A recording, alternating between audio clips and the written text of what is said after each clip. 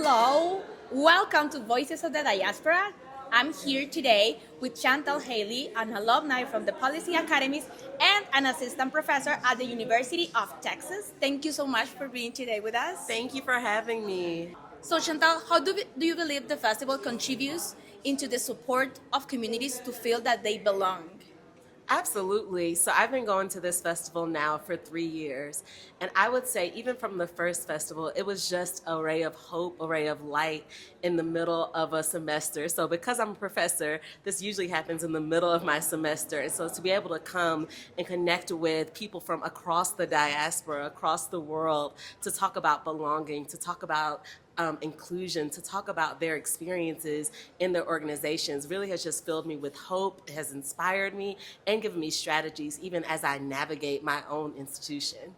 Amazing, amazing words. You mentioned that you have been coming to the festival for 3 years in a row. Yes. So as a person, like as an individual, not the Chantal as a professor and an alumni, but how have you been impacted as an individual coming to the festival for 3 years in a row and that it keeps you coming? Yes, I think one, just the opportunity for me to just learn about cultures from across the world. I'm going to be honest, the first time we came to Cartagena and I got off of the airplane and I was in the Uber, I was like, am I in Puerto Rico or am I in Ghana? Because I really honestly did not know how many Black people existed across South America, right? I think there's often a divide that we especially as Black Americans, as we understand, we see the transatlantic slave trade, right? We see the arrows going to North America and the big old arrow that goes to South America, right? But I think I hadn't internalized really what it meant for there to be a diaspora of Black people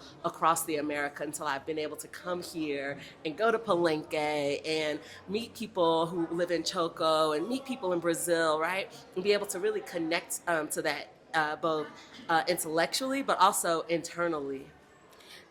I totally understand that. And from you now, from the point of view as an alumni and a professor, what do you think that companies and institutions such as the Policy Academies should continue to support these type of initiatives? Yeah, I think one great thing that really comes from this kind of gathering is just innovative ideas, right?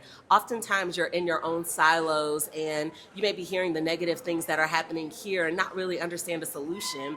And I think coming here really gives you really practical solutions from across the world. Like I might be having a trouble with understanding books in Texas, right? But then I hear about the people in Colombia doing sit-ins, right? Or sleep-ins, right? Around exposure to books. And that's just such an innovative and interesting idea as we kind of push forward globally. Amazing. To close this up, what message have you to the people that may be seeing this podcast and maybe doubting or encouraging themselves to come to the next festival? What message do you have to them? It is more than worth it. Make your way here, no matter if you have to scratch, claw, whatever you have to do. Come to the conference. It is so amazing, so inspiring, and really just gives you connections that you would never be able to make if you weren't here before. Amazing. Thank you so much. Thank you.